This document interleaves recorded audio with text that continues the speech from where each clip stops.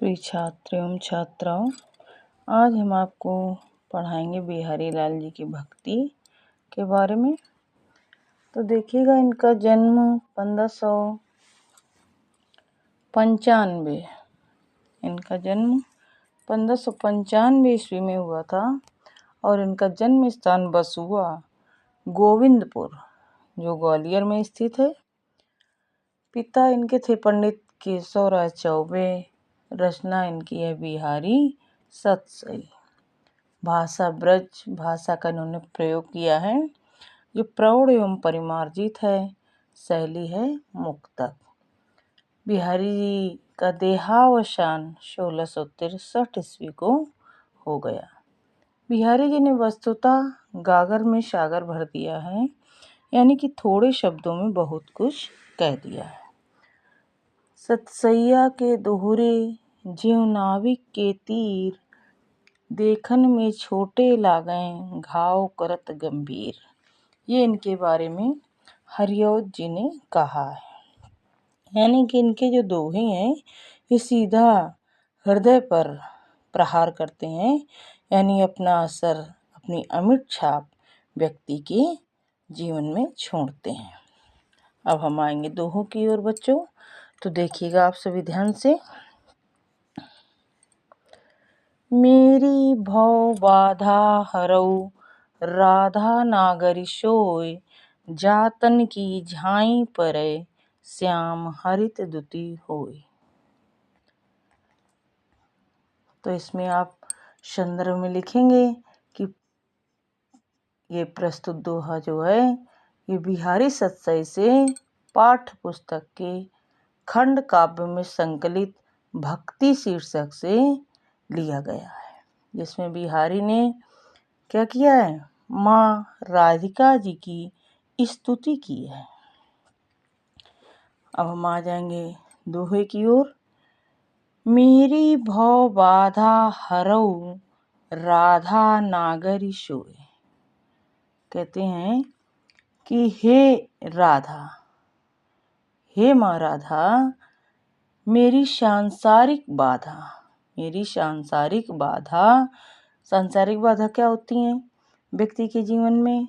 काम, क्रोध, लोभ, मोह, मद, ईर्ष्या, ये सांसारिक बाधाएं जो हर एक व्यक्ति के जीवन में पाई जाती हैं। तो उन्हीं के लिए उन्होंने बोला है कि हे राधा जी, मेरी सांसारिक बाधा को दूर कीजिए। नागर मीन्स चतुर, तो हे चतुर राधा। चतुर क्यों? क्योंकि वो भक्तों के कष्ट को हरने में सर्वसमर्थ हैं, चतुर हैं, प्रवीण हैं। इसीलिए उन्होंने इस शब्द का प्रयोग किया कि हे चतुर राधा, मेरी सांसारिक बाधा अर्थात मेरे अंदर पाए जाने वाले भय, क्रोध, लोभ, मद, मोह और माया का क्या कीजिए, हरण कीजिए। जातन की झाई परै श्याम हरित दुति होई। और क्या होता है? कहते हैं जिनके शरीर की प्रतिमा, कहते हैं जातन की झाई परै श्याम हरित दुति होई। कहते हैं जिन आपके शरीर की छाया पड़ते ही, आपके शरीर की छाया पड़ते ही श्री कृष्ण हरित कांति वाले हो जाते हैं। क्यों हो जाते हैं हरित कांति वाले? क्योंकि श्री कृष्ण नीलवर्ण है और राधा जी आपकी जो हैं वो पीत वर्ण है, यानी उनका पीला रंग है, गोरा रंग है, गौर वर्ण है, इसलिए पीला रंग बोला गया है।